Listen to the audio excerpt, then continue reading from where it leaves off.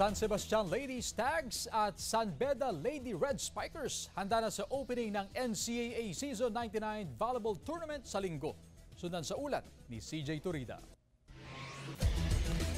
Sa kanilang paghahanda para sa darating ng NCAA Season 99 Volleyball Tournament sa linggo, prioridad ng San Sebastian Lady Stags na maibalik ang kanilang dating kondisyon at mapagkaisa ang mga bago at veteranong miyembro ng koponan. Bali po, tuloy-tuloy pa rin kami sa training. Everyday, nagko-combo kami.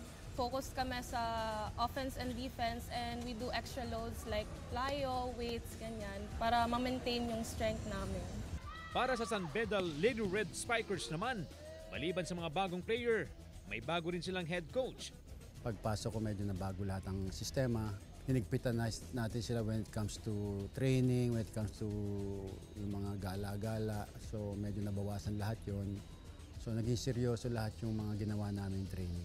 Ayon naman kay Mr. Oliver Victor Amoroso, Senior Vice President and Head of GMA Integrated News Regional TV and Synergy, masasaksihan na naman ang world-class na galing ng mga atletang Pinay.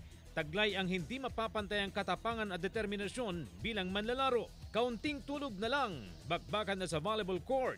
Abangan ang NCAA Season 99 Indoor Volleyball Tournament ngayong linggo, April 7, live sa GTV, alas 11:30 ng umaga. CJ Torida, One North Central Luzon.